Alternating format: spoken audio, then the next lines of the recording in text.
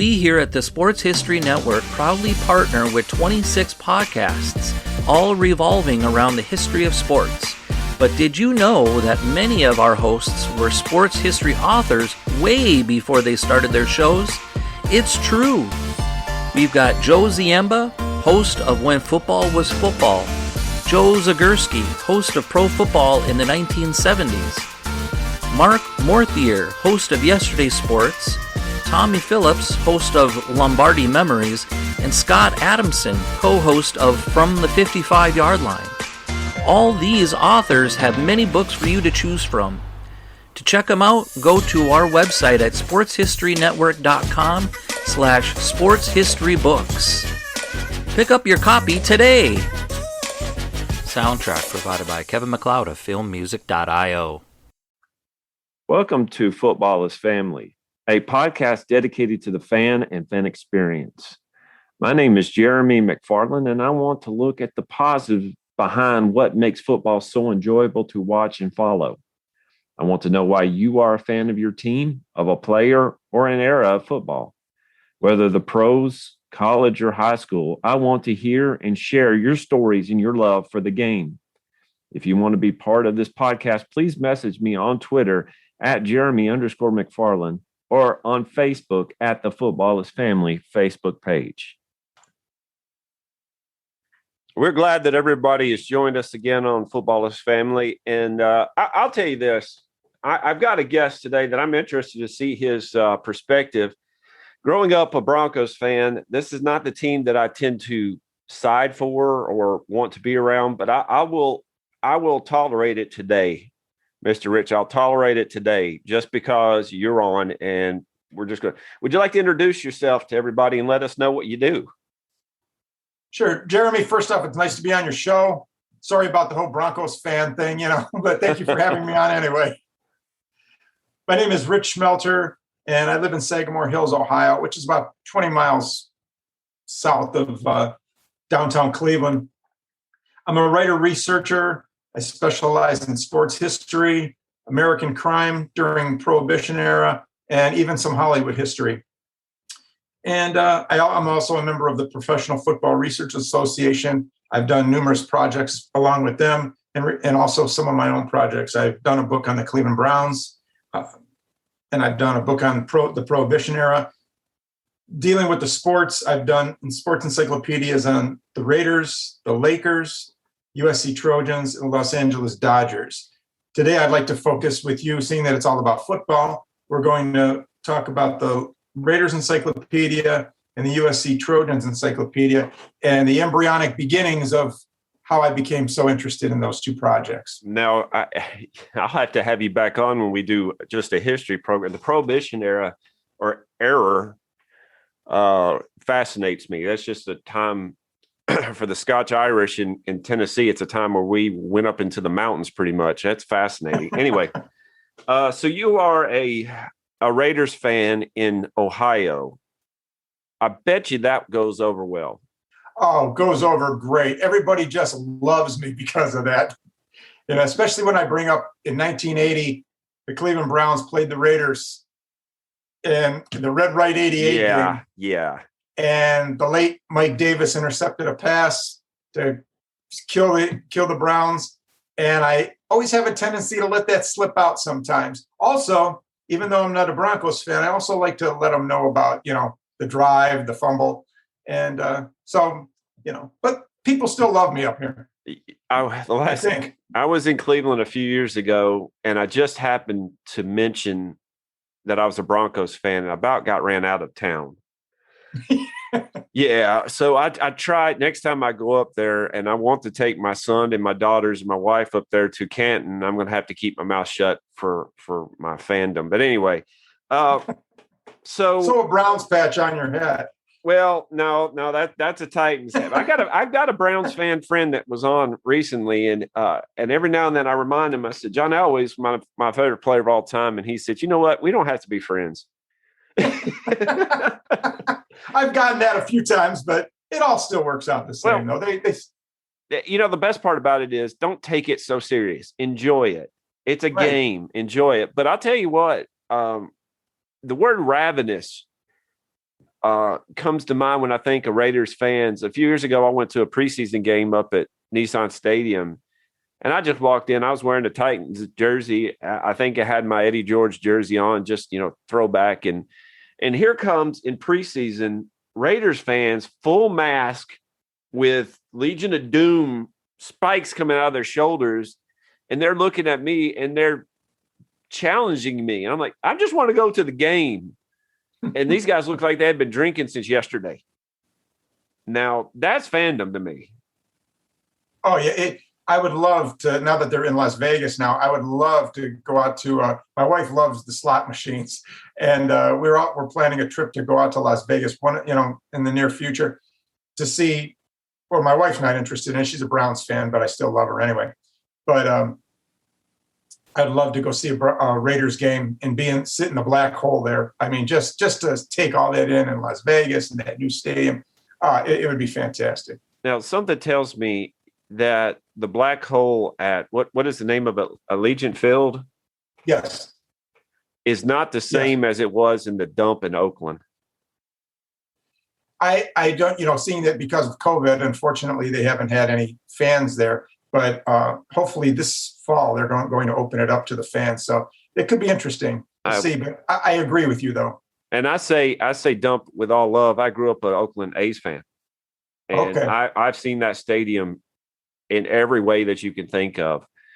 But you said when we were talking just a second ago, you said that your fandom started, well, your area of expertise is 1966 to 83. 63 to 83, yes. 63 to 83. When Al Davis took over as head coach in 1963, took a team that won only 9 games in their first 3 seasons, turned it around, went 10-4, changed the whole attitude, changed the uniforms, just the whole attitude of the team. Now, if I remember correctly, he won Coach of the Year with that, didn't he? Yes, he won Coach of the Year. Okay. And then he became commissioner a few years after that. Then he came back once the leagues merged, the AFL and the NFL merged, and then he got into the ownership of the team. Now, I've always wondered, how did he's not wealthy. He's not wealthy, from what I understood about him growing. How did he become owner?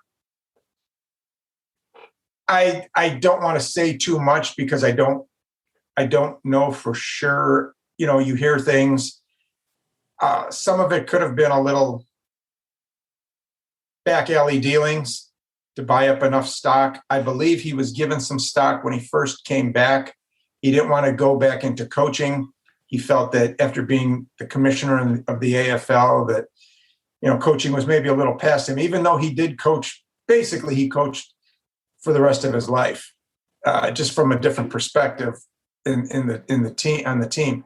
But I believe once he got some stocks, he kind of went around and bought up more stocks and eventually overtook the main owner. Again, that's some of the stories that I've heard. I wouldn't want to carve that in stone, though. But in the grand scheme of things, when it comes to the other owners, he is not one of the wealthiest of the bunch. Oh, absolutely not. He was total old school. I would say you could probably put him, maybe not with the way he conducted business, but I would put him with the Hallises, the Rooneys, people like that was their business. And even if you wanted to even throw Art Modell in there with the Cleveland Browns and the Baltimore Ravens, that was their life, was football. And they started off like that. And that's all that Al Davis lived for, was football. I mean, that was his vice, was football. And it, showed on what he did. And he just had this attitude where we're not going to take what the defense gives us. We're going to just take whatever we want when we want it. And just took a bunch of misfits from other teams that were cast off, said, hey, you know what? You come over here, you got a second chance. And they just played like hell for him. And it was just a totally intriguing team. And, when you see them getting booed around other cities and all, it was just a real rush because they fed on that. They fed on that. And it was always us against them. And it was just a great vibe. And I always say a couple of my friends, actually, I do have some friends that are Raider fans. And they always say, there's 2 kinds of fans, those that are Raider fans and those that want to be Raider fans. And that's what I stick to, even though people roll their eyes and throw things at me sometimes. I fought back a little bit of stuff from my throat coming up. I fought that back just a little bit. Now, historically, the era that you're talking about, that 2021 years, the Raiders seem to be almost there so many times, almost there. And I married into a Steelers family. My father-in-law was a big Steelers fan, and my wife, when I came in, she saw me wearing the Titans set. I guess we'll have to deal with that. But I think the Immaculate Reception was not a good deal. I think it actually was illegal. It was illegal. That's the day that I became a Raiders fan. And Ken Stabler took over, and Ken Stabler was my guy. I mean, I just thought Ken Stabler was the greatest, the coolest. And he came into this game. He ran for a 31-yard touchdown, put the Raiders up 7-6. And then this play that they said is the greatest play of all time occurred. But I don't believe, and Raider Nation doesn't believe that it happened. And I even think some of the Steelers didn't believe that it happened. Because at that time, a ball could not go off of a teammate and be retrieved by another teammate. It had to hit the teammate, hit the opponent, and then hit the player of the same team, of the offensive team. And that didn't happen. If you look at that play, Jack Tatum, the defensive back, the hard-hitting defensive back, they call me assassin. He hit Frenchie Fuqua with everything he had when that ball came. And you could see that ball just carry off of Fuqua's body. And Harris picked it up, on a shoestring and ran for the touchdown. Now, could the officials have ruled against the Steelers and got out of Pittsburgh alive? I don't really think so. So, there's a lot of skullduggery, I believe, that goes on with that play. I don't believe that play was legit, but it's left to history. Now I'm not diminishing Franco Harris's catch. That was an amazing catch. Oh, absolutely. But I think that the hit that you're talking about with Frenchie and Tatum, Frenchie touched it. Tatum did not. Yes. That's just my opinion, and that's part of the reason why I probably can never go to Pittsburgh now. Steve, the good thing is, the Broncos and the Raiders can get along now, can't we? Well, I'm still kind of upset at the Broncos for trading Cutler, but I'll get over that maybe one day. But okay, so my question for you, and you wrote, go ahead. You wrote an encyclopedia for Raiders Nation. How many years does that cover?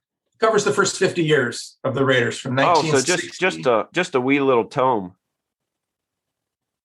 I'm sorry, what? Just a wee little tome. yeah, just a blink of an eye. It was from the very first year through the 50th anniversary of the team, which would have been the 50th anniversary of the AFL. No, actually, they came from 1960 through 2010. Yes. They came in, if I remember correctly, in 63, like you're saying, because Minnesota went to the NFL instead of to the AFL. Right. They came in 1960, and that's how they got in because, like you said, Minnesota went to the NFL. And so they were always considered the orphans. They always looked at themselves as orphans. It was like, well, we need another team to fill this void. And along came the Raiders, which actually their name originally was called the Seniors. I heard a story about that. Maybe you can clarify how the name Seniors came about, and we're glad that it's not there. No, it was a contest, and it was one of those newspaper contests from the Oakland Tribune, and the winning entry was the Seniors. And these, the people came out with wearing the big sombreros, and hey, we're the Oakland Seniors because of the strong Mexican population there. They wanted to acknowledge that heritage. But it just, can you imagine, John Facenta, the voice of God on NFL film saying, the Oakland Seniors, come here. It just didn't seem like it fit. It's an autumn. A couple weeks wind. later, they changed it. Yeah. The autumn wind, yes, is a pirate. Yes. I was talking to a couple. My daughter is a Latina. We adopted her, and I would say that would kind of be weird to say that team is named after your where you come from. I don't think that would work very well. No. But Raiders make a lot of sense, especially with John Facenda and the autumn wind. And whenever you think of the old school NFL films and the music. I think his name was Sam Spence. Can you imagine anything but the Raiders with some of that Absolutely not. deep cello music? Yeah, absolutely not. But what you said, it's funny because the Autumn Wind, I was listening to that. I have it on a CD and I was listening to it when I was going to work. I bet you do. And I try to listen to it every day when I go to work, even for a couple of minutes, and that music after that, it just getting John Facenta saying it, and they pillage just for fun. It's just incredible. They laugh when they've conquered and won. It just really gets, I just want to go through the wall right now. I won't. I can relate to that. I have Mike Keith's, the Music City Miracle, him calling out that Music City Miracle on my phone. I listen to it often. So I get it. I understand. You and we are connected, not just by Zoom, but in heart. Absolutely. Now, you said Ken Stabler was your favorite Raider of that time. Yes, of all time. That dude was about as tough as they come. He was, and I had a chance to meet him in 1994, and I got his autograph and all. And actually, I have it hanging up on the wall here. And he was just as phenomenal. Can you move the camera so I can see it? I'm kind of envious. Can you do that? Or hold on one sec. Let me grab it. Yeah, and of course, you're not being able to see this because it's on. This is a podcast, but I am envious. There you go. Yeah. Yeah, that would be the lefty right there. That's pretty cool. That's from Super Bowl 11, the picture. Wow. This is actually, I made a photocopy of this and I have the original, believe it or not, in a fireproof box because that's how much it means to me. So you got to meet him in 94. Yes. Did you follow him when he was at Alabama, or just when he got picked up by the Raiders? No, I did not. Just when he got picked up by the Raiders. I didn't really follow pro football all that much, actually, at all. Then a sixth grade teacher of mine started to get me interested in sports. So that was in the early 70s. I hate to date myself because I always like to say I was, born in the 80s, but that would be an absolute lie. And anybody that's listening to this that's that knows me would be rolling their eyes right now, and for just reason. But then I started taking interest in it. So then I really was interested in it in 72. And I was watching that game. And I just saw that this quarterback that just looked cool. He had the long hair out of the helmet, had a little smiley face sticker on his helmet, and just looked so laid back. And even though they lost that game, I just became enamored with this guy. And then as the years went on, he just got better and better. Was the NFL MVP. The guy could thread a needle with a football. He was amazing. And when they finally broke through and won that Super Bowl in 1976, in January of 77, after losing only one game that year, it was just amazing. And when he turns that, if ever you look at this, Jeremy, if you get a chance to look at Super Bowl 11 highlights, and he turns to that camera and he smiled and does the number one sign. Was that episode? Yes. Yes. Oh, it gets to me every time. And sometimes if people want to see what a wimp I can be, they show that to me, and it makes my eyes fill up. That and when John Facenta said, "There goes Marcus Allen running with the night." Oh God, that gets me. And then of course, the Autumn Wind, and I'm just a mush bucket. That play, when I think it was a broken. No, it wasn't a broken play, but he saw something that I don't think was in the play. Marcus Allen, that run. Right, it was a broken play, really. Well, the way I looked at it, he was supposed to go to the right, and he cuts it back up and hits right down the middle. Yeah, he pivoted around and just shot up the middle, and that was it, 74 yards. That Marcus Allen, I was a Bo Jackson fan, just loved Bo Jackson. I was a Kansas City Royals fan as a result, but Bo Jackson was my guy. But the more I go back and read and watch Marcus Allen, that guy is as underrated as it comes. And I just cannot believe that anybody would want him off of their team. I couldn't either.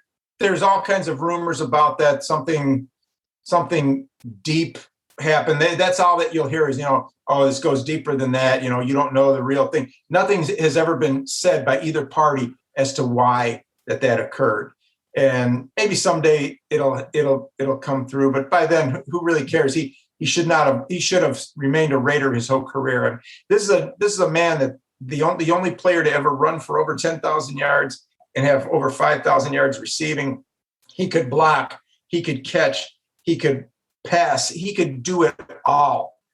And to me personally, I think Marcus Allen is the greatest person to play the running back position, complete player. Now, again, granted, you're going to have a lot of people have different issues or different opinions. And that's the beautiful thing about what we talk about is who's right and who's wrong. And it's just, you can just have a lot of fun with it. But I think Marcus Allen is he became what Roger Craig would be with the ability to go both ways like that. Christian McCaffrey is very similar to that. Yes. I'm trying to remember, Walter Payton really wasn't a receiving back. He could, but he really wasn't. My boy Derrick Henry, which my daughter and I think he hung the moon. If I had a picture of him up on my office wall, I would have a halo around him, or at least a crown. I loved it. I love Henry. He's amazing. He is amazing, but he is not a catching back. And if he became one that could catch better, he's gotten better. He would be a 3-down back. But when you look at it, Marcus Allen, he had, how many years did he play for the Chiefs? Was it 3 or 4? He left. I believe he went in 1992. I believe that's what I thought. 93, possibly 93, and I believe he retired in 97. So let's say about 3 or 4 seasons. That tells you what he had left. Yes. And Bo Jackson was out of the league by then. And he was really, if I look at it, he was really the feature offensive player. Of course, Joe Montana for the Chiefs was just Joe Montana, but he's not Marcus Allen. He was the feature offensive weapon for that team. And he almost went to the Super Bowl. I want to say in 93 or 94. Yeah, 93. 93. Yeah, he almost. They lost to Buffalo in the AFC Championship. Of course, a lot of people lost to Buffalo in the 90s. Yes, they did. But what gets me is I started to pay more attention to the Raiders when I realized that one of my favorite all-time characters, John Madden, was the coach for the Raiders. And that dude, number one, I didn't know he had red hair. Yeah. You don't know that. But number two, he fit that team to a T. In the 60s, Joe Namath became a playboy. He was given a pass. Ken Stabler did a Joe Namath over in Oakland, and he wasn't given a pass. Almost kind of double standard there.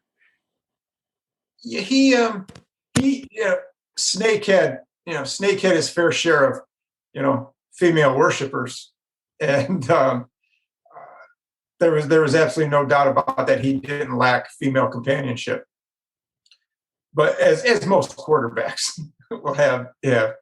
But he was John Madden and Snake Stabler were, to me, joined at the hip. And John Madden was just an incredible coach, and he just knew how to handle the people. He had those simple rules, just show up for meetings, pay attention, and on Sundays play like hell. And it wasn't that he was he wanted to be everybody's buddy and all. I think he was a very stern coach when he had to be, but he knew that these were guys. He knew that these were men. They weren't boys. And it's like, look, this is your job. Show up and do it. And as I said, they would bring these people in that were off of a scrap heap, people that had some problems with other teams, came into that Raider community and just played like hell for John Madden and for Al Davis. And of course, let's not forget about Tom Flores after him. Yes. Tom Flores led him to 2 Super Bowls, and Tom Flores was a disciple. He was a quarterback for Al Davis. He was a coach for John Madden. So he had that inner office mentality. When you think of Tom Flores, you think of the 2 Super Bowls. You don't think of him as the coach for the Seattle Seahawks. Not at all. I get it, but it's kind of like Emmitt Smith retiring as, playing for the Cardinals. Something's wrong with that. Right. Something's wrong with that. It was strange, even actually when Snake Stabler left the Raiders, and and he went to Houston. I actually didn't mind Houston at that time, the Houston Oilers. I didn't mind them at that time because it seemed like that was another perfect fit for Ken Stabler. He had that, Love You Blue and, the Yellow Rose of Texas going on. And it just seemed like he was in his norm there. But when I saw him in this New Orleans Saints uniform at the end of his career, that was kind of sad almost. And yeah. I think he might have gotten that out of his head pretty fast.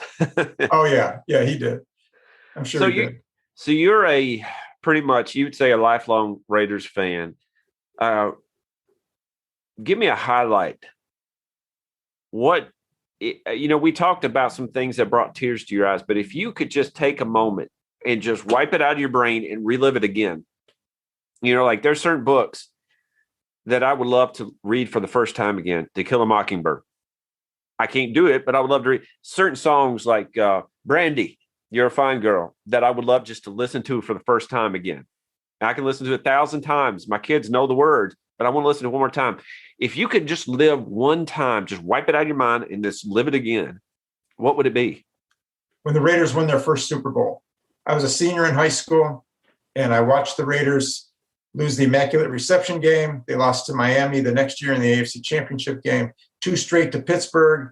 And they had, these incredible records. And then finally in 1976, they broke through and they went 13-1 in the regular season.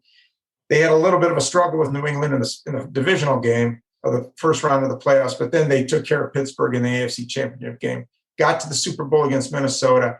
And when they just it was a tough game for just a little bit.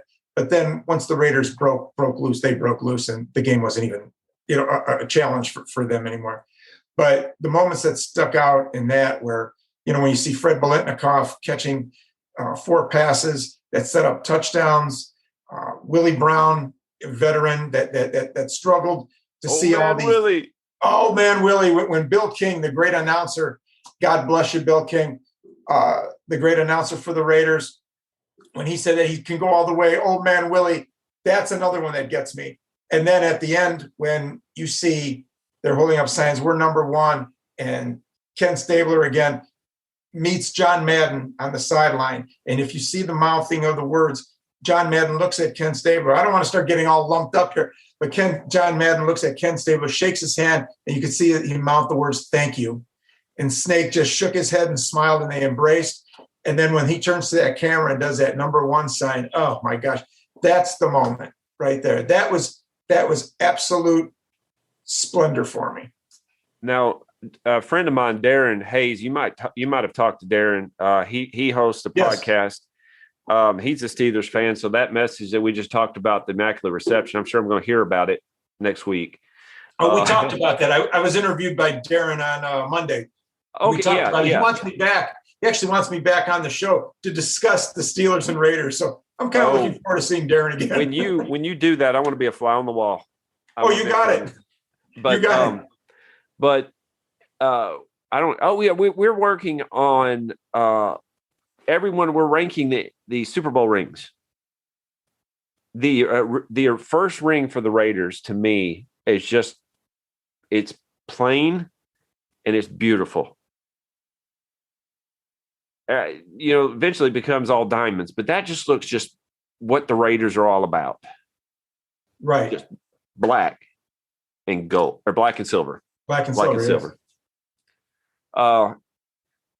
If you were to, and I ask people this, and I want to ask you this: if I were to give you a block of granite and give you the skills, because I don't have the skills, but I give you the skills to etch into that granite a Mount Rushmore or Mount Davis, what they call that eyesore there in Oakland where they brought in the extra seats, Mount Davis. That's what it was Mount called. Davis, right?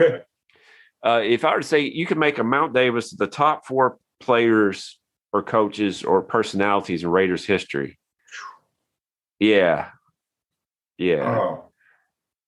First off, I'd need probably about 10 of these. Hey, my budget is not that big. I don't have that big of a budget. Can I come back and we could do just a Mount Rushmore show on the Raiders? You know what? That's fine. Let me go and talk to my wife about a loan here. But yeah. Okay, I have to. For people, you have to think of the embodiment of the Raider outlaw image. I'd have to say, if you're just going to go for, boy, this is tough. Jamarcus Russell. Being with Jamarcus, yeah, oh, absolutely. He would be holding it up on his shoulders. I would have to say, of course, Al Davis. Yeah, he'd be right in the middle. Yes, John Madden next to him. You'd have to get a little bit bigger for John Madden. He's a rather big guy. And then I'd have to go Ken Stabler and Marcus Allen. Now I'm totally omitting the defense because you could have one for just the Outlaws, and that could go on forever too. But I would say those four. I remember, and we talked about this a second ago. I remember Howie Long is one of my favorite players, and whenever I would play Tecmo Bowl, I would be the Broncos, and I tell you what, Howie Long was in the backfield more than John Elway was. I mean, just even on a game. And that's just he was something else. Howie Long was amazing. He learned to play all five positions on that line. I mean, he could play, he could come at you. And so he had to be hard to set up a game plan for, because he would line up at a defensive end, and he'd go to tackle, nose tackle. And the other end, I mean, it was very, very hard to defend this guy, or try to defend against it, trying to defend against him. And he was quick, and he was a championship boxer in high school. And I believe in college, he won the college boxing championship also. I believe that, or Golden Gloves. So he had the quick hands, and he was quick, and that bull rush, and he was powerful. And you put all that together, and it's just, this Armageddon in cleats, coming at you. Can you imagine having him, Lawrence? I mean, we're talking about 80s power stars here. Lawrence Taylor, Howie Long, Reggie White, of course, in 89, Derek Thomas. Good gracious, that front four would have been insane. Oh, I also always talk about the Raiders. Big surprise, but I talk about the Raiders in 1983 when they won Super Bowl 18, and they had Howie Long just coming into his own, and then you also had Lyle Alzado that took him under his wing. So you had Lyle Alzado and Howie Long, and John Matuzak was going to try to come back for that season. And I would have loved to have seen those three guys, Matuzak in his heyday with Howie Long and Lyle Alzado on that line. Oh my gosh, that if they went into a 3-4 defense, I mean, that's just, and then with Ted Hendricks and oh gosh, Matt Millen behind you. His nickname was the Stork, right? The Stork. Stork can kick him in the head, Ted. If I remember correctly, I remember seeing him with a mask with a big giant lips and yeah, it was like one of those Halloween masks. Yes, Halloween. Just a major free spirit. That's just the Raiders for you. Now, you're talking. If I also saw it correctly, that when Al Davis took over until the Raiders moved to L.A., I want to say that they had about a 64% winning percentage, which is insane. Mm-hmm. It's insane. They had the greatest winning percentage from 63 to 83 of not only any professional football team, but any professional sports team in the major sports leagues. I mean, it's amazing. And I don't know how I guess part of it, they didn't have the salary cap and they didn't have free agency, but you also have to restock your team when people get hurt or retire. So Al Davis knew what he was doing. He knew what he was doing, and he had some great guys. He had an incredible scouting department with Ron Wolf, who's in the Hall of Fame now. And he also had an executive named Al Locasell that was just incredible. His name kind of gets lost in history, unfortunately. But I'd like to bring up Mr. Locasell because he took care of everything, whether it was the Raiderettes, how many pencils you had, or anything to do with any type of football operations. So he was very, very influential in that that organization also. So you built yourself around these incredible people. You didn't belong to any scouting combine. You didn't have a computer or anything. You had, Al Locasal with a bunch of sharpened pencils, and that's how they ran this program. And for many years, it worked for them. Unfortunately, time caught up with the Raiders, and much to I think a lot of happiness of all the other teams in the NFL.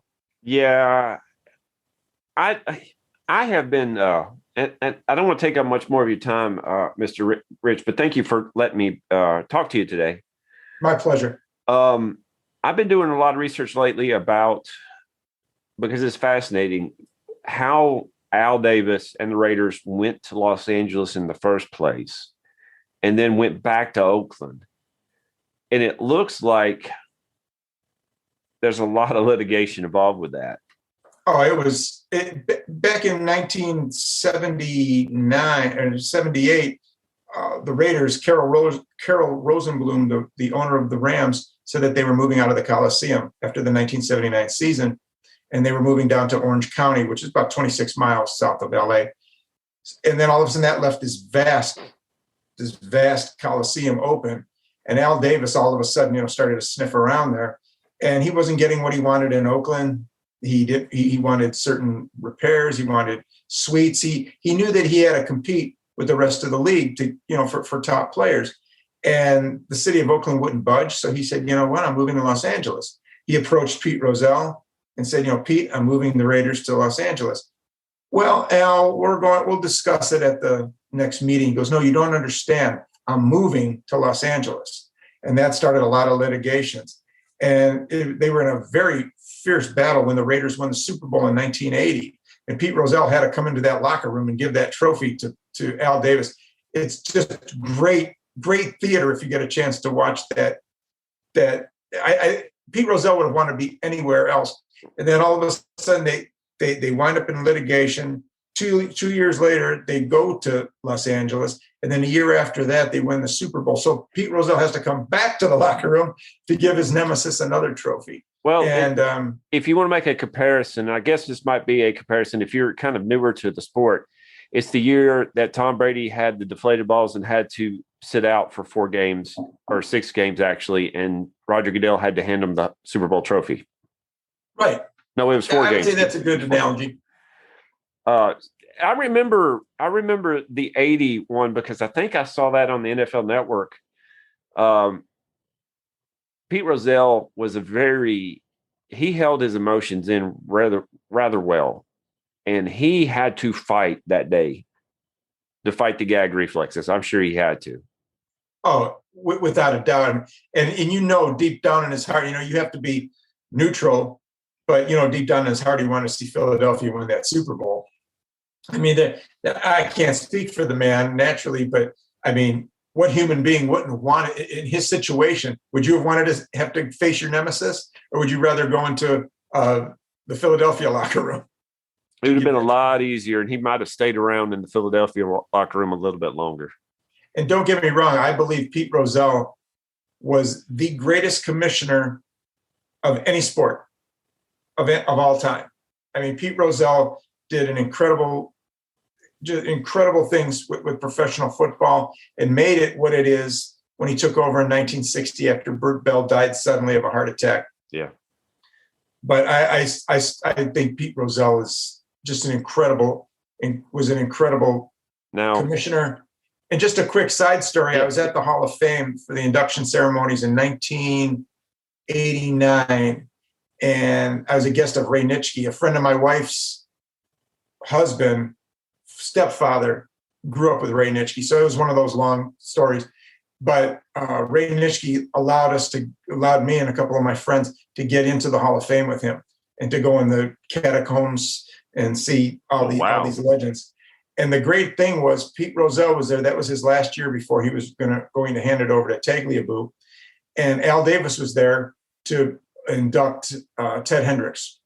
So they were probably about 15 feet away from each other, and they were walking. And I was walking behind them. And I was just I didn't even want to try to get any autographs or anything. I was just enamored by this interaction with them. Of course, they didn't say a word to each other, but just to take that in, I just wanted to just take that in. And it was a walk of maybe 30 feet, but to me, it felt like it was a walk of a mile. It just, time stood still for me to see these two icons that just battle and battle and battle, and legends in their own regard. And it was a great moment. It was probably one of the highlights of the day. I was just wondering how Al Davis felt about Pete Rozelle, not only because he kept the Raiders from moving for a little bit, but also Pete Rozelle basically forced Al Davis out of a job. He did, yeah, when he was commissioner, yeah. But I believe that at the end, did you see the 30 for 30 with Pete Rozelle and Al Davis? No, I need to look that up. It's great. It's really a great show, Jeremy, if you get a chance to see it. And they actually warmed up to each other when Pete Rozelle was, stepping down as commissioner. And it was just a great, they came full circle. And I truly believe that they respected each other. Business was business, but I think deep down inside they each respected each other. Now, the vote to keep them from moving was 22 against and 5 no votes. Litigation basically said you're going to move. To me, this plus other things that happened before and after just got this mystique that the Raiders, that people are out to get the Raiders. Always, even the Hall of Fame. Look how long it took Ken Stabler to get in, and so many, and Tom Flores to get in, and you have people like Cliff Branch, Jim Plunkett, Todd Christensen, and Dave Dalby. I mean, and I can just go on. I won't, but I mean, I could go on, and I think that the Hall of Fame is colorblind when it comes to the silver and black, and great is great. It doesn't matter what uniform that you're wearing, but it's still a way to stick it to the Raiders long after all the smoke cleared and, both Pete Rozelle and Al Davis are gone from this earth. I still think that still lingers. That animosity still lingers. Well, you hate that it comes down to that. This is a sport that people should enjoy, but I'll tell people that there's two things that cause people to lose their minds: religion and politics. And maybe the Raiders could be 2A. Oh, definitely. I think being a sports fan, whether it's the Raiders, the Broncos, it's a lot easier to talk about that than it is, religion and politics. But I think because you could have a lot of fun talking about sports, like you and I can talk about, you and I have talked for close to an hour, and I know you don't like the Raiders, I don't like the Broncos, but we're getting along now. You start to talk about religion and politics, then you get a little bit of. A little weird. My granddad would say, Jeremy, you don't not like something, you tolerate stuff. It's like, I could tolerate the Raiders. As long as it's not the Ravens, I'm okay. Okay, yeah. See, I always joke around with them. I'm still holding 2,000 against the Ravens. What's that? I always joke around with everybody that I know is predominantly a Browns fan. But I always joke around with them because, they of course, they bash the Raiders. They're constantly bashing the Raiders with me. And I love every minute of it. And I always say, hey, we have 3 Super Bowl trophies. I go, of course, the Cleveland Browns have 2 Super Bowl trophies. You just have to go to Baltimore to see them. Oh. I know that was harsh. Oh, see, now we've hit below the knees. You just Tanya Harding them. That's awful. I like it. Just for the record, everybody I know that's a Browns fan, but I love all of you. I love you. And y'all know who you are. All right, Mr. Rich, I'm going to give you 5 minutes. You have Twitter. Do you have Twitter? And you have books that you would like to put out? Please do so. And they should be on the show notes when this airs. Okay, great. Please do. Please tell us everything that you want to tell us. Okay, thank you. I've written numerous books. I'm working on I've just finished up a book on when pro football came to Hollywood. And I think it covers pro football from the 20s through when the Rams won this championship in 1951. That's always a lot. It was a great time period. Great focus on the semi-pro teams going on in Los Angeles at that time. And I also working on some Hollywood history, working on a book called Beasts, Bedlam, and Babes about the drive-in movies from the 1950s through the 1980s. Oh, The Attack of the 50-Foot Woman. Oh, fantastic movie. Fantastic movie. One of my all-time favorites. The worst movie I've ever seen with one of the best actors, in my opinion, The Blob, with Steve McQueen. Steve McQueen, yes. And how awful was that movie? But I'm sorry, what? How awful was that movie? Oh, did you ever see Plan 9 from Outer Space? I am not going to do that. Oh, you've heard about it though, right? Ed Wood, if I remember correctly. Yeah, no. I heard that is the absolute worst movie of all time. When I was doing research for this book, I try to flash through these movies because, I want to, talk the talk and instead of walking the walk. So I watch it. And the sad part was, Jeremy, I love, God help me, I love these movies.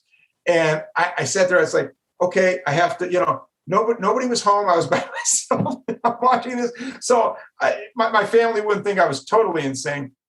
And I'm watching this. And I actually said, okay, now I have to see how it ends. But if you ever see it, they have these like 1950 hubcaps flying through the air, and they have string attached to it. And Bela Lugosi passed away while they were making the movie. So they had this tall, skinny guy with just a cloak, and he's knocking over these cardboard tombstones. And it's just so bad that it's good. Oh my goodness. I'm thinking of the theme song to The Blob, and I got to get this out of my head. I'm so sorry. You did this. I did this. We're talking about the Raiders, and I'm tolerating that, and now we're going to The Blob. I got you, didn't I? Okay, see, it was going to be a good day, and now it's kind of devolved into it. Now let's go. You have a Raiders encyclopedia, and you have a USC encyclopedia. USC Trojans encyclopedia. And I have a Los Angeles. We're going to have to talk off air. I'm going to get a copy of your Prohibition book. Okay, it's about Machine Gun Jack McGurn, absolutely, the top trigger man for Al Capone. Absolutely, would love that. Okay, I'll talk to you off air about that. So where can we get a hold of these books? You can go to Amazon, and I would probably say Amazon would probably be your best bet. Bookstores, if there are any bookstores even left, you can, if they're not carried in the store, you could order it through a bookstore, but probably Amazon would be the quickest way. Okay. Just punch in my name. Most of it is under Richard J. Shmelter. And if you just punch in my name, you can see everything that I've done come up. I will put this on Twitter as soon as the interview is over. All right. Since I've already got to the point that I'm about to lose my lunch from yesterday,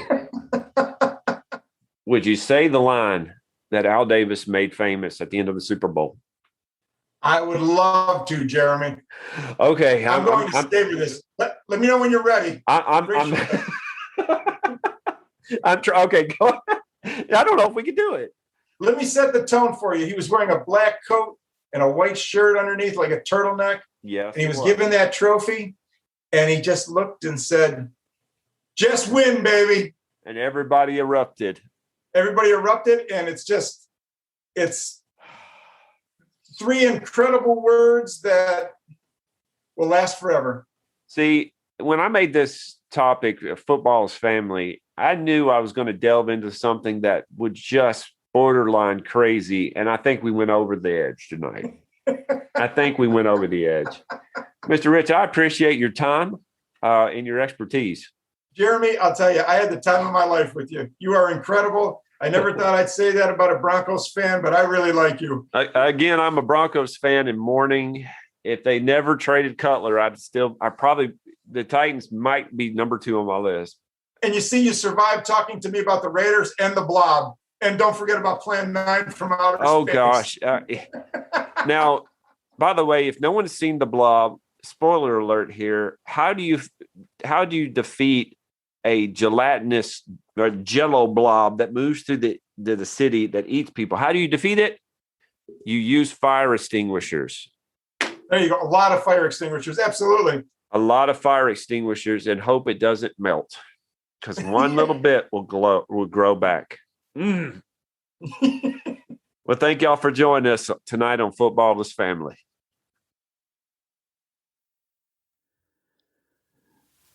This podcast is part of the Sports History Network, your headquarters for the yesteryear of your favorite sport. You can learn more at sportshistorynetwork.com.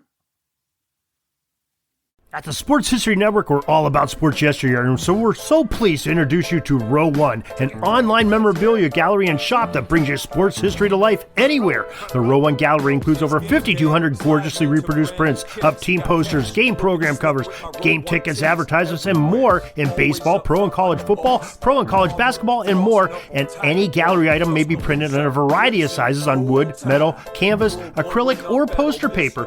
And in Row One shop, check out the thousands more of unique items with the retro and historical designs dating back to 1876, including t-shirts, long sleeve shirts, phone cases, mugs, blankets, pillows, towels, and even shower curtains. Go to sportshistorynetwork.com, ROW1, for access to the full Row One catalog and for gallery prints and gift items, plus get a 15% discount off all prints on the Row One Pictorium Gallery with coupon code SHN15. Follow the link on the show notes.